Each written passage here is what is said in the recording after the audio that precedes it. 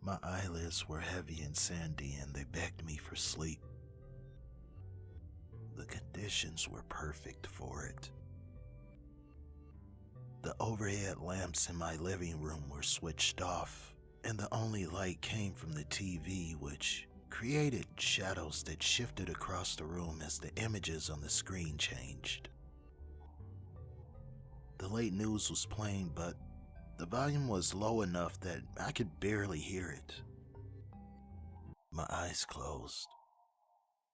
The news anchor's voice was a string of inaudible mumbling that lulled me further down into semi-consciousness until I could no longer hear it at all.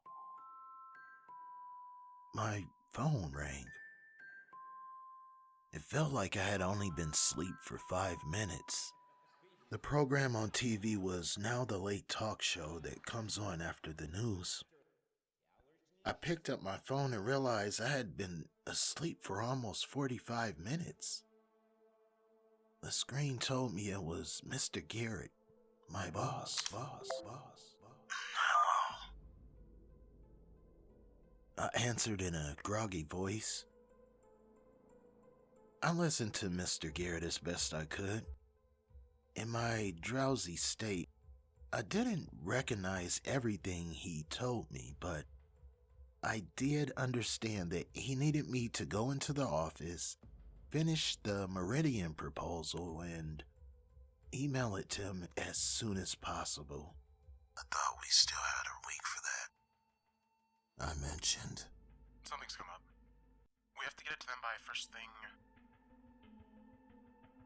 He paused, and I assumed he checked his watch to see if it was after midnight.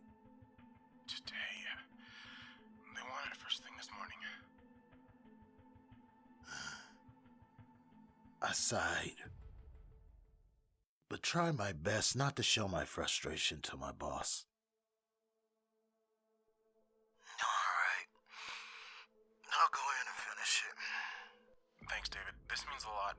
This Meridian job is huge. We can't afford to lose it.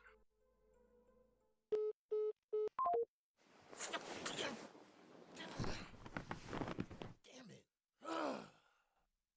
Guess I better go make some coffee.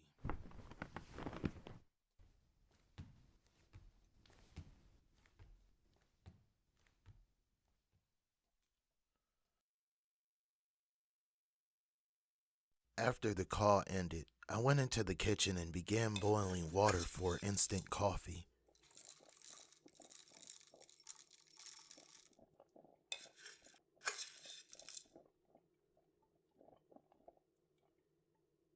I spooned a double shot of the crystals into my mug before pouring the water on top.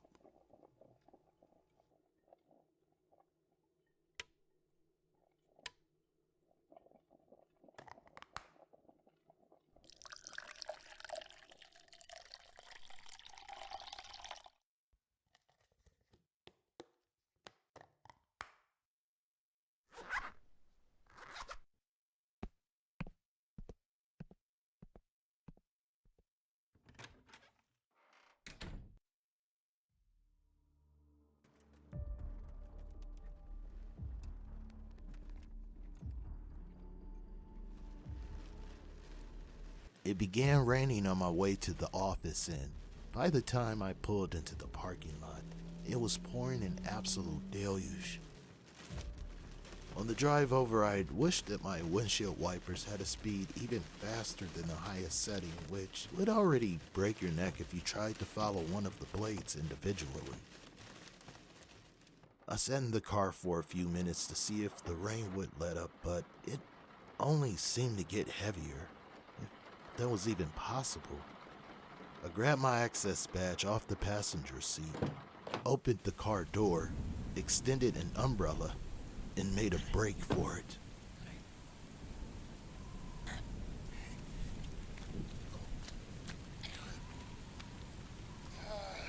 The rain came down at such an angle that my umbrella was practically useless.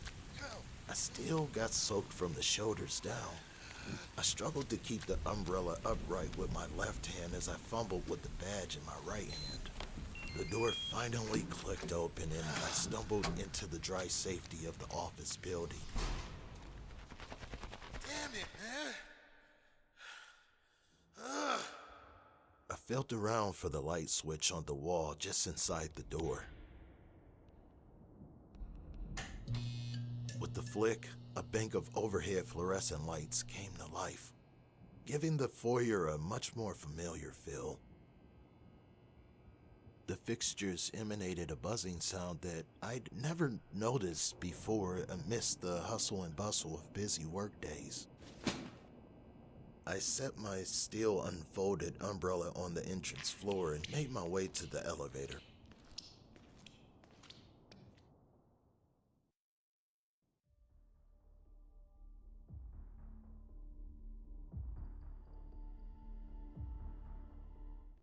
After pressing the up arrow, there was a loud clunking sound from somewhere far overhead as the motor came to life and spooled up to bring the carriage down to me. Sorry to wake you, I said to the inanimate device as I entered the elevator and pressed the button for the 5th floor.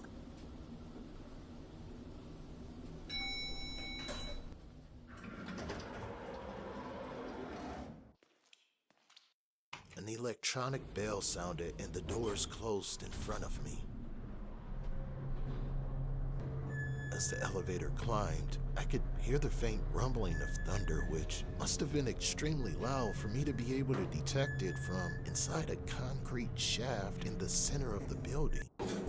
The carriage jolted up and the faint yellow glow of the interior light dimmed, then flickered off and back on again. Oh, please, God. No, please, no. I muttered as thoughts flashed before me of getting stuck inside the elevator in a power outage. My fears were unfounded as the bell chimed again, announcing my arrival at the 5th floor. I'd almost forgotten that I was in the building alone after hours, and I was somewhat startled when the doors slid open to reveal a dark hallway. I'd never seen it like this before. It seemed to take on a whole new character at night. The only visible light was a red exit sign glowing at the end of the long, desolate hallway. Its reflection mirrored on the shiny linoleum floor. I made my way down the hallway about 10 feet until I found the first light switch. The fixtures blinked to life, creating a momentary strobe effect before settling into their humming rhythm. My shoes squeaked down the hallway all the way to the door of the office complex. I used my badge again to open the door, exposing another room which should have been familiar but was virtually unrecognizable in the dark. The maze of cubicles came into view after I switched the lights on.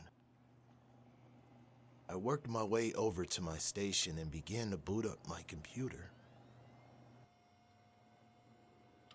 More sounds that were normally inaudible during the day were all too obvious in the late-night solitude. The humming of the refrigerator in the kitchen at the back of the office. The compressor running inside the water fountain in the hallway. The spinning of my computer's fan and the clicking of its hard drive as it booted up.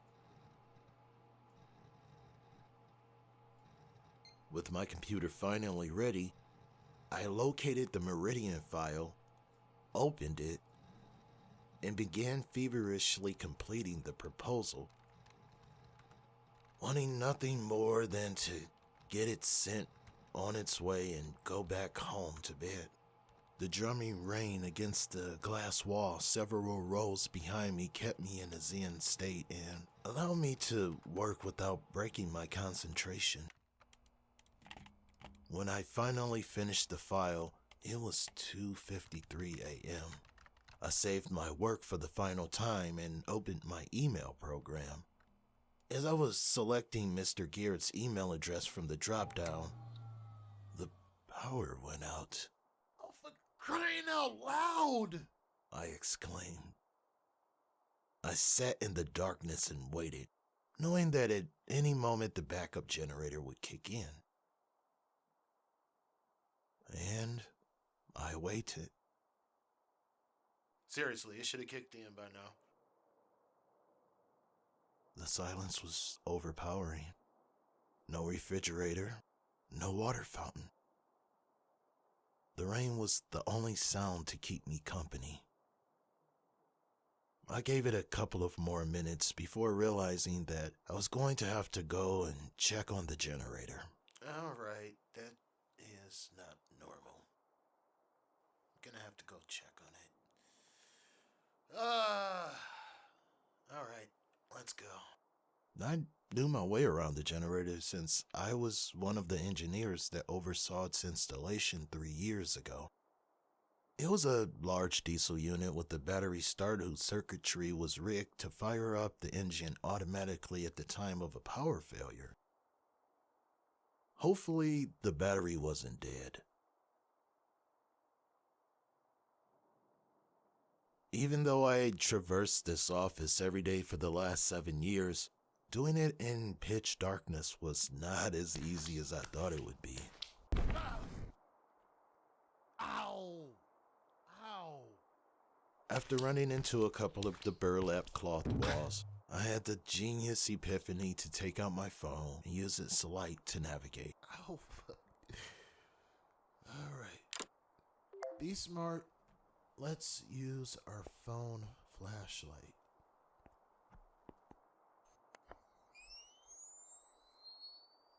This made it only somewhat easier. The screen light did not radiate as much as I would have liked.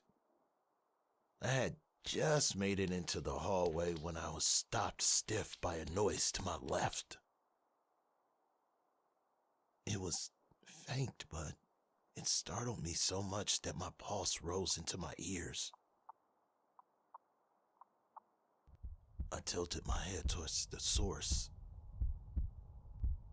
The sound was high-pitched and tinny, a twinkling of notes that one would hear in a toddler's nursery. It was coming from down the hallway, and I was going to have to pass it by in order to get to the stairwell and down to the generator in the basement. At this point, not even the exit signs were lit. I pointed the screen of my phone out in front of me and began walking very slowly, trying my best to prevent my shoes from squeaking. All of the doors in the hall were closed except for one. The only reason I knew that was because lightning flashed, spilling a beam of silver blue light momentarily into the hallway from the solitary open door. It was about 20 feet ahead on my left. I recognized the room as a storage area that I knew had recently been emptied. The twinkling nursery rhyme song became louder as I approached. Standing at the threshold, I listened as the music notes slowed, the spaces between them stretching until the song was gone altogether. My breathing was becoming labored and my heartbeat was chaotic. A caged monkey inside my chest. I shone the light of my phone into the room, but it was insufficient to reveal the source of the sound. After taking 2 steps into the room, lightning struck again. The interior was completely illuminated for the briefest of moments. During that time, I saw that in the center of the empty room, placed neatly in the middle of the floor, was an old Fisher-Price record player. A wind-up toy that many kids who grew up in my era would be familiar with. Standing in the dark, I grappled with how this record player could have gotten here and how it started playing on its own.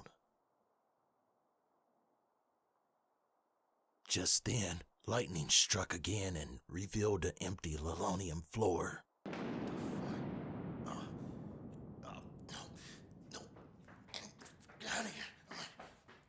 I panicked. I ran haphazardly into the dark hallway, not caring if I careened into the walls.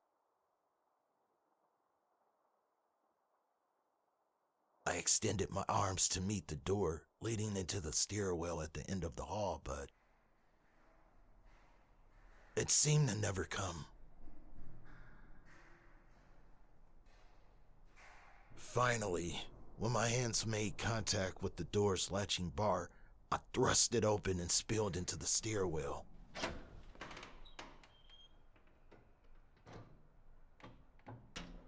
My phone barely gave enough light to navigate down to the first landing where I collapsed to the floor.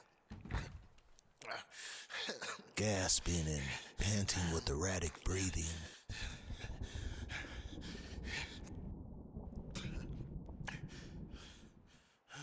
I considered going straight home and just saying screw it and leaving without emailing the file. But I knew Mr. Garrett would be extremely displeased with me, and possibly to the point of firing me. I rested for an unnumbered amount of minutes before I calmed down enough to get up and head down the rest of the stairs and into the basement.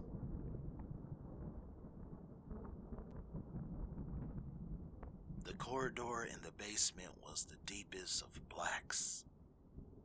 No light from any source. Not even lightning was able to penetrate the underground hallways. I progressed down the passageway the best I could with the aid of my phone until its battery died, that is. No.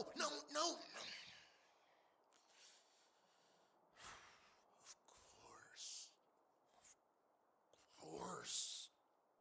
After that, I had to use my hands to feel my way along the walls until I came to the large wooden double doors that led into the utility room.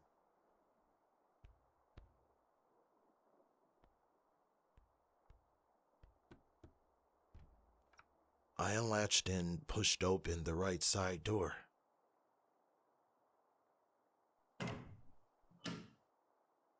Once inside, I slowly worked my way to the far right-hand corner of the room and then down a long, narrow cinder block corridor. The block walls were close on each side. My fingers noted the rough texture as I worked my way down the passageway.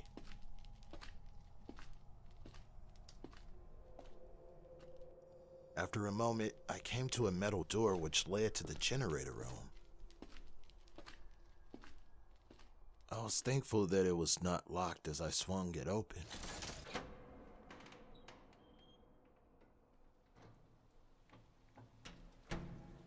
I stood motionless, head tilted towards the darkness, and listened for any strange sounds. The only sound was that of the ring beating against the large metal roll-up door on the opposite side of the room. On the other side of that door was an equipment access ramp that angled up to the ground level outside. I took 2 steps forward with my arms extended into the darkness. The room was musty and smelled of mechanical greases and oils.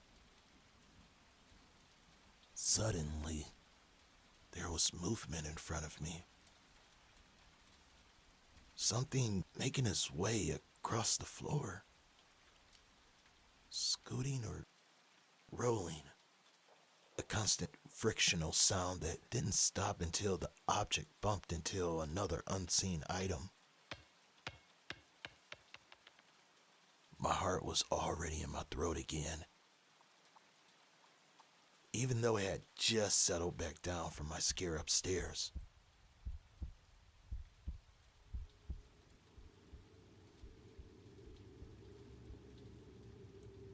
The object did not move again, and I gathered the courage to enter the room even further.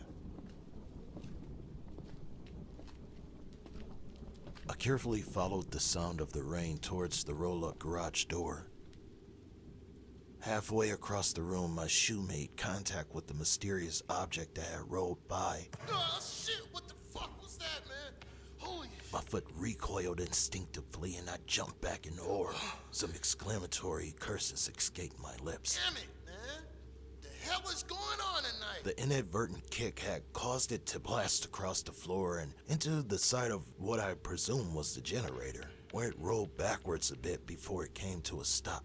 My nerves could not take any more, and I was overwhelmed with the desire to have a light source in the room. I frantically found my way to the roll-up door. I unlatched both sides and used the overhead chain to manually raise the door. The first 4 feet inside the room were immediately soaked by the downpour. I had hoped that ample light would enter the room from the outside, but it was very minimal, as even the parking lot lights were out. What next? Up the ramp and about 100 feet away was my parked car. The rain battered the concrete floor just in front of me, and I cursed again after realizing that Shit! my umbrella was still in the foyer. Damn it, man! I was going to have to make a break for the car. How can it get any worse? A thorough soaking was inevitable. Screwed myself with that one. There was just enough ambient light outside for me to make out the edges of the ramp up to the parking area. Damn it, can't see nothing, man. I counted to 3. 1, 2, 3. And dashed into the rain. Ow. Damn it, here we go again.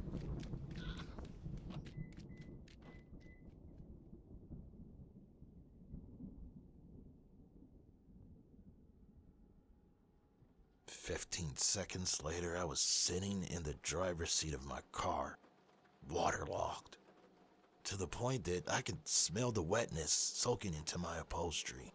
All this just to send one stinking email. I said aloud.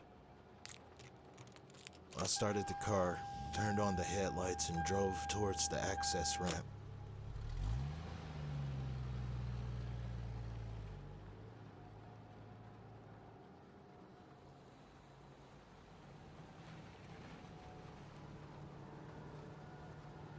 Everything in the generator room came into clear view in my headlights when I stopped at the bottom of the ramp.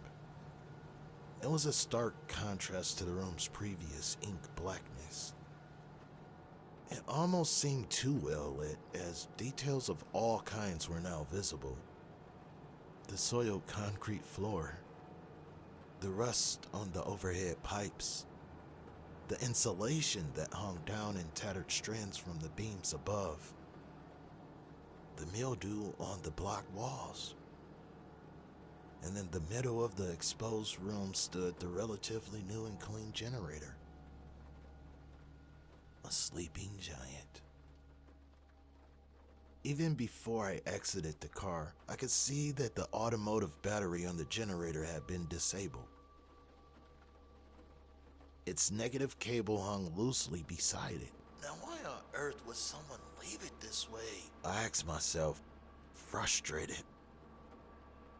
I made a mental note to speak to the building maintenance supervisor about it. Yep, noted. I worked up the courage to dash out of the running car, through the short stretch of pouring rain, and back into the generator room.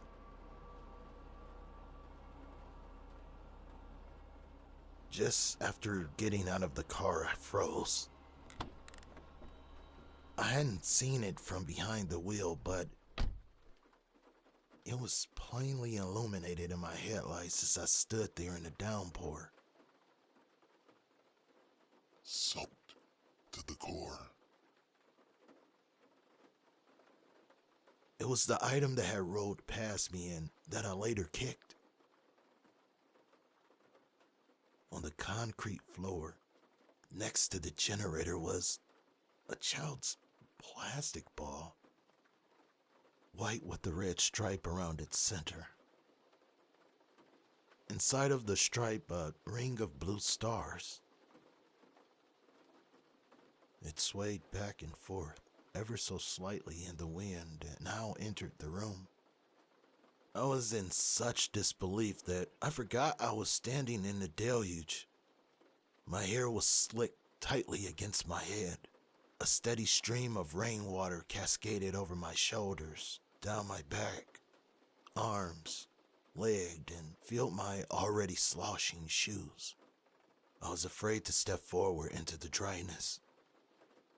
My eyes darted around the room, searching for any other signs of movement. There were none. In an instant of bravery, I hurried over to the other side of the generator, opposite of the ball, and connected the dangling battery cable.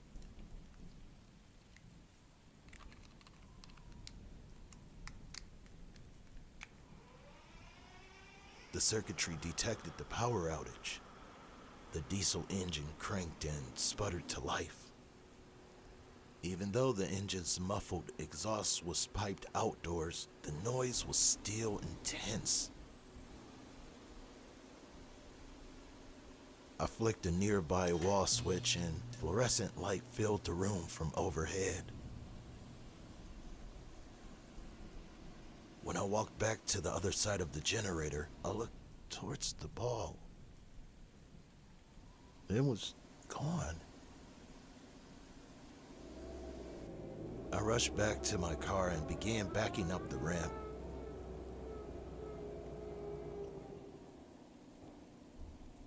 Once in the parking area, I once again debated going home and forgetting all about sending the email. But I was so close to finishing this project, and I didn't want to have to come back at the beginning of work hours just to email it. The clock on my dashboard said it was 3:37, and I planned on going home and going to bed for the rest of the day after I finished this task. There was no way around it. I was gonna have to go back inside.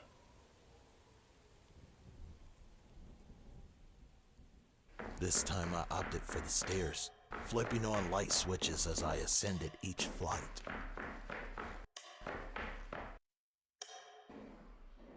I was slightly out of breath by the time I made it to the 5th floor. The lights that had turned on before in this area of the building were burning brightly once again. The water fountain buzzed in the hallway. The refrigerator hummed in the office kitchen. My computer displayed a screen that scolded me for not shutting it down properly last time. I had entered to continue the boot up process. The hard drive ground its gears angrily back at me. It seemed like an eternity before I could take control of the computer. The email program was slow in opening. The clicking of the hard drive did not cease the entire time. I was finally able to attach the file to a brief message. Initially, the words "you owe me" concluded the message, but then I thought better of it and backspaced it out before sending. Once the email was successfully on its way, I shut the computer down properly. There were footsteps in the hallway just as I was getting up from my desk chair. They were not the usual office footsteps. Not high heels or loafers clicking on the linoleum.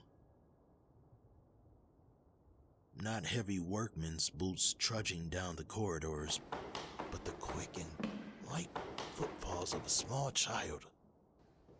little rubber-soled sneakers bouncing excitedly down the hallway.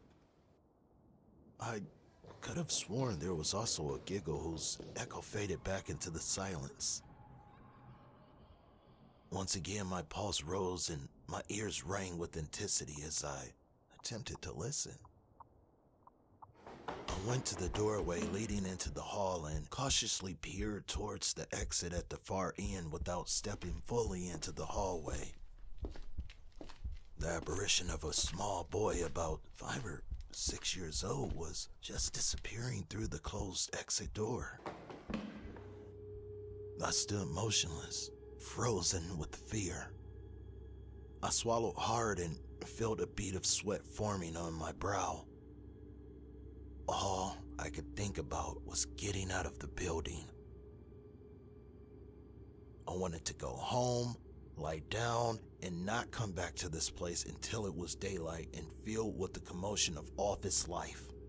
Without even bothering to turn out the lights or close the office door behind me, I stepped into the hallway and proceeded to the right, opposite of where I'd just seen the ghost boy. The power had been working steadily for some time now, and the lighting appeared to be finished, so I decided to take my chances with the elevator.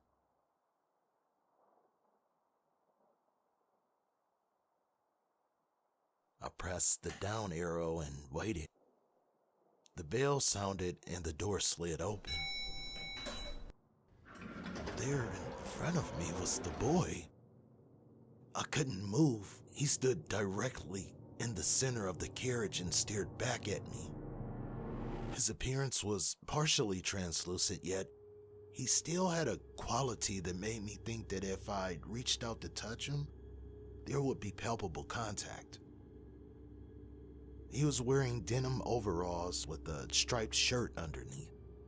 His sandy blonde hair was neatly combed downward in a bowl cut form.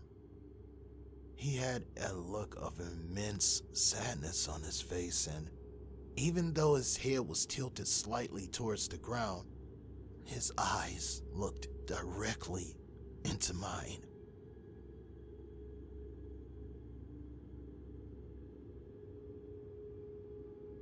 There was another chime from the elevator bell and the doors closed with the boy still inside. My jaw hung open. I was overcome with an unexplainable feeling of melancholy. Oddly enough, I was not frightened this time. I can sense that he did not want to or was not able to harm me.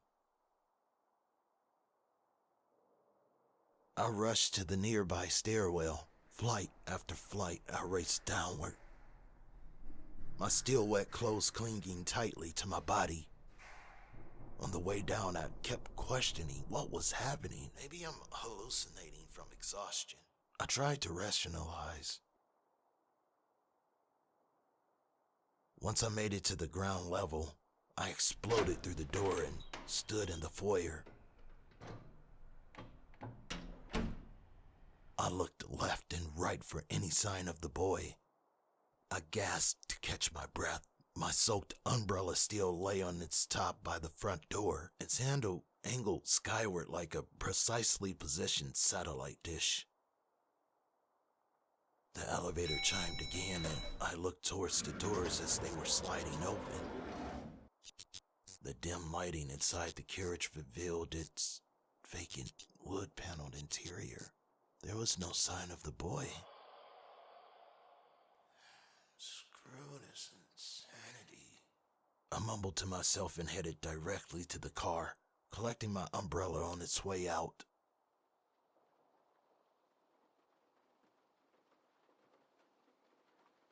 Inside the car, I plugged my phone into the portable charger. When I was able to boot it up, I saw that there was a text message from Mr. Garrett. Got your email. Looks great. Thanks. Was all it said. I hope you're happy. I replied verbally, dripping with sarcasm. I then typed a reply back that simply said, "You're welcome. I'm going to sleep in today." After hitting send, I leaned my head back against the headrest. The remaining rain, much calmer at that point, drummed steadily on the metal roof. I did not intend to fall asleep, but my exhaustion overwhelmed me. The rain lulled me.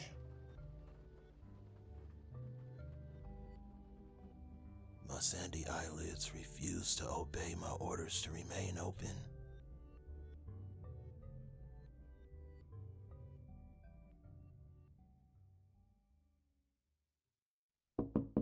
A knocking on my driver's side window startled me awake.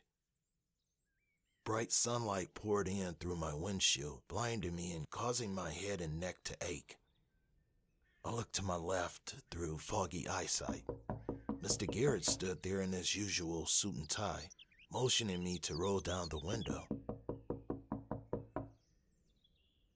I held up a finger, signifying for him to wait a minute. Then I inserted my key into the ignition and turned it forward just enough to power the electronics. The dash clock told me it was 8:17 a.m. I pressed the button to lower the window. Oh, I thought you were sleeping in. He asked, I think I just did.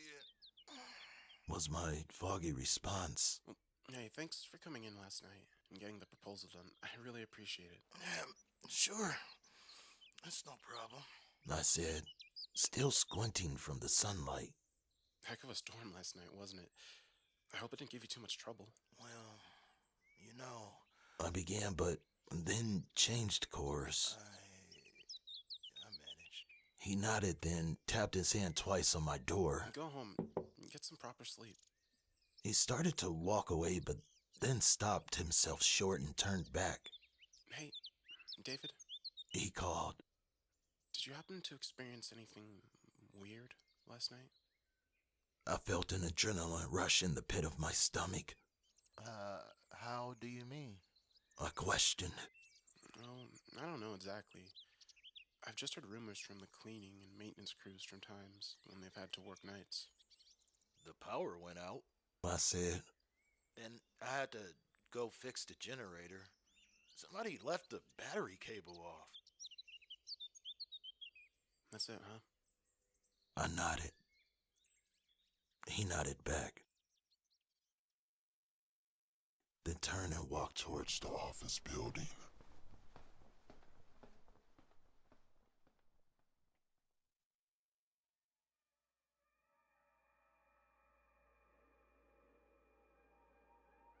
As David's boss, Walked across the parking lot. A feeling of dread entered his gut. He was glad that David had not seen anything unusual. He hated having to send David into the office last night, but it was a necessary risk to get the Meridian proposal finished. After the rumors from the maintenance crew started surfacing, he was afraid that he would be found out. But it appeared that his secret was still safe, for the time being. As he walked into the front door and approached the elevator, his mind flashed back to a time 12 years ago when the office building was being expanded. Visions of construction equipment and roped-off hallways filled his thoughts. He remembered how his son had been hired to grate the land for the new addition. It was a chance for a new beginning after his son's prison time. They had to make it work. He thought about the little boy that had gone missing from the apartment complex next door. How local officials searched and how parents pled for weeks on the news for any information that would lead to his return. He thought about the night that his son had been in an argument with his girlfriend and decided to go finish leveling the lot one evening after having too much to drink. What was his son thinking, operating that bulldozer while drunk? He thought about his son calling him on the phone that night, inconsolable, frantic, begging for help. I didn't mean to do it. He cried. The boy was just there in front of me all of a sudden. Mr. Garrett entered the elevator, and the doors closed. He swallowed hard as he remembered the subsequent panic that ensued over the thought of his son going back to prison. He remembered how he'd helped his son cover up the incident. Tears began to fill his eyes. There were only 2 people on Earth that knew what had happened to that poor little boy. There were only 2 people but knew that the boy's final resting place was beneath the concrete floor at the very elevator shaft that Mr. Garrett was occupying at that moment. He felt so much regret over the years. It seemed to mount more and more each day, but he had to protect his son. He couldn't let him go back to prison. His forehead broke out in a sweat. Just as he reached for his handkerchief to wipe it, the elevator shuddered to a stop. The lights flickered and went out. A nervous panic swept over Mr. Garrett. He heard the diesel generator kick on from some distant corridor. And then the lights eased back up. In front of Mr. Garrett was the little boy in the overalls. The little boy that had only wanted to play on a dirt mound in a deserted construction site one night. The elevator did not move. Mr. Garrett stumbled backward to the rear of the carriage. His briefcase dropped to the floor, spilling papers everywhere. The boy came closer. Mr. Garrett's throat tightened, his face reddened. He felt a pain in his chest and arm that prevented him from being able to breathe in. The last thing he felt was sweat burning his eyes and dripping down his shirt collar. The elevator jolted and resumed its ascent To the fifth floor.